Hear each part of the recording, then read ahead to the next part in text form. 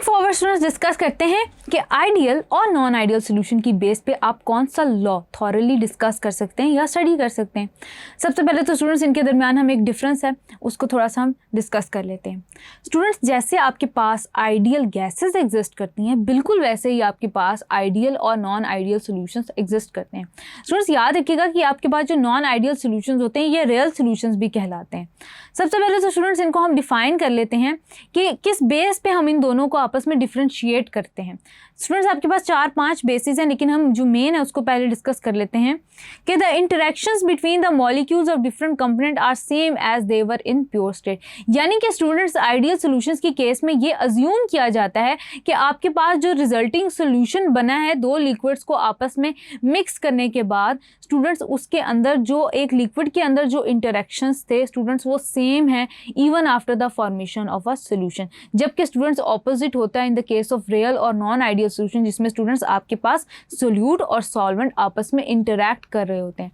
अब स्टूडेंट्स याद रखिएगा कि जब सोल्यूट और सॉल्वेंट ने एक दूसरे से इंटरैक्ट ही नहीं करना अगर according to our assumptions on ideal solutions तो स्टूडेंट्स आपके पास आइडियल सॉल्यूशंस के अंदर after the formation of a solution volume change भी नहीं आता।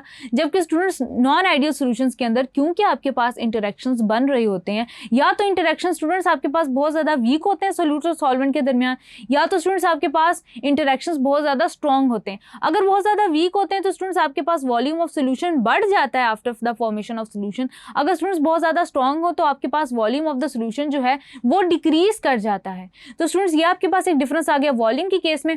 Then students assuming the above 2 points यानी कि अगर हम अबव 2 पॉइंट्स को लागू करें आइडियल सॉल्यूशंस के ऊपर तो हम ये भी कह सकते हैं कि आइडियल सॉल्यूशन की फॉर्मेशन के अंदर कोई भी हीट एवॉल्व या एब्जॉर्ब नहीं होगी। स्टूडेंट्स याद रखिएगा कि आपके पास कोई भी केमिकल या फिजिकल प्रोसेस जो होता है it is involve with increase और डिक्रीज ऑफ एनर्जी और रिलीज और एब्जॉर्प्शन ऑफ हीट। यानी कि स्टूडेंट्स किसी भी आपके फिजिकल या केमिकल चेंज से रिलेटेड होता है हीट चेंज। तो स्टूडेंट्स नॉन आइडियल सॉल्यूशंस की केस में तो आपके पास हीट एवॉल्व या एब्जॉर्ब होगी यानी कि heat of solution will be positive और negative unlike that of ideal solution. Then students आपके पास आइडियल सॉल्यूशंस की केस में as you can get from it कि टेम्परेचर कांस्टेंट रहता है जबकि नॉन आइडियल सॉल्यूशन की केस में आपके पास टेम्परेचर इंक्रीज या डिक्रीज होता है according to the heat of the solution. Then students moving forward हम जो लास्ट पॉइंट डिस्कस करने वाले हैं वो इसको बेसिकली डिफर कर देता है यानी कि बेसिकली इसको डिफरेंशिएट कर देता है इन दोनों सॉल्यूशंस को आपस में। यानी कि स्टूडेंट्स जो आपके पास आइडियल सॉल्यूशंस होते हैं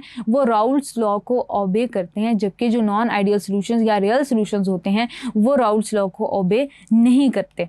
अब स्टूडेंट्स आगे चलते हैं कि सॉल्यूशन की प्रॉपर्टीज की समरी देख लेते हैं कि स्टूडेंट्स याद रखिएगा कि आपके आइडियल सॉल्यूशन की केस में डेल्टा एच की वैल्यू 0 होगी। There will be a no change in temperature, there will be no deviation from Raoult's law and there will be no change of volume even before और after the solution formation. लेकिन students जब हम इसको compare करते हैं अगर students याद रखिएगा अगर आपकी अट्रैक्टिव फोर्सेस बिल्ड हो गई हैं स्ट्रॉन्गर यानी कि काफ़ी ज़्यादा स्ट्रॉन्गर अट्रैक्टिव फोर्सेस बिल्ड हो गई हैं सोल्यूट और सॉल्वेंट के दरमियान as compare to that of components. ये स्टूडेंट्स मैं बात कर रही हूँ आपके पास नॉन आइडियल या रियल सॉल्यूशंस की। तो स्टूडेंट्स आपके पास रियल सॉल्यूशंस दो तरह के होते हैं। एक टाइप में डिस्कस कर रही हूँ जिसमें आपके पास सोल्यूट सॉल्वेंट इंटरेक्शंस बहुत ज़्यादा इंक्रीज कर गए हैं। तो स्टूडेंट्स ऐसे केस में क्या होता है कि आपके पास जो हीट ऑफ सॉल्यूशन होती है ऐसे सॉल्यूशंस की वो नेगेटिव होती है यानी कि स्टूडेंट्स आपके पास हीट एवॉल्व होती है। As a result heat evolve होती है तो temperature of the system increase होता है यानी कि स्टूडेंट्स आपके पास जो टेम्परेचर है आपको थर्मोमीटर से आप जब चेक करेंगे तो स्टूडेंट्स आपको वाज़ेह टेम्परेचर में इंक्रीज जो है वो नज़र आता है, विजिबल होता है, सिग्निफिकेंट होता है।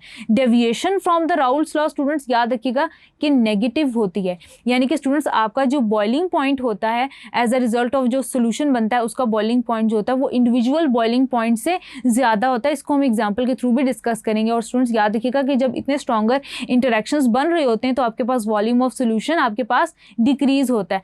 कॉन्वर्सली स्टूडेंट्स अगर आपके कंपोनेंट के इंटरेक्शन या प्योर कंपोनेंट के इंटरेक्शन स्ट्रॉन्गर है as compare to that of solute solvent interaction interactions यानी कि वो बहुत ज़्यादा वीक हैं, तो स्टूडेंट्स आपके पास जो डेल्टा एच होती है उसकी वैल्यू पॉजिटिव होती है, यानी कि ऐसे रिएक्शंस आपके पास एंडोथर्मिक होते हैं। डेल्टा हीट ऑफ सोल्यूशन यानी कि स्टूडेंट्स आपके पास टेम्परेचर ऐसे रिएक्शंस के लिए क्या होता है कि आपके पास हीट एब्जॉर्ब होती है, एज अ रिजल्ट स्टूडेंट्स आपके पास टेम्परेचर डिक्रीज होता है। Deviation from the Raoult's law positive होती है, और वो क्यों होती है उसको हम फर्दर डिस्कस करेंगे, for example ethyl alcohol and water. और स्टूडेंट्स इसमें याद रखिएगा कि आपके पास जो वॉल्यूम ऑफ सोल्यूशन है वो इंक्रीज करता है, वो इसलिए क्योंकि दोनों के दरमियान इंटरेक्शंस एग्जिस्ट नहीं कर रहे हैं। देन स्टूडेंट्स मूविंग फॉरवर्ड इसी बेस पे हम डिस्कस करेंगे कि हम आइडियल और नॉन आइडियल सोल्यूशंस को कहाँ पे अप्लाई कर सकते हैं, यानी कि इनका जो कॉन्सेप्ट है वो कहाँ एप्लीकेबल है, वो उस पॉइंट पे स्टूडेंट्स एप्लीकेबल है जहाँ पे ये दोनों डिफरेंशिएट हो रहे हैं राउल्ट्स लॉ से। तो मूविंग फॉरवर्ड स्टूडेंट्स हम इसको डिस्कस करेंगे थॉरली। Thank you.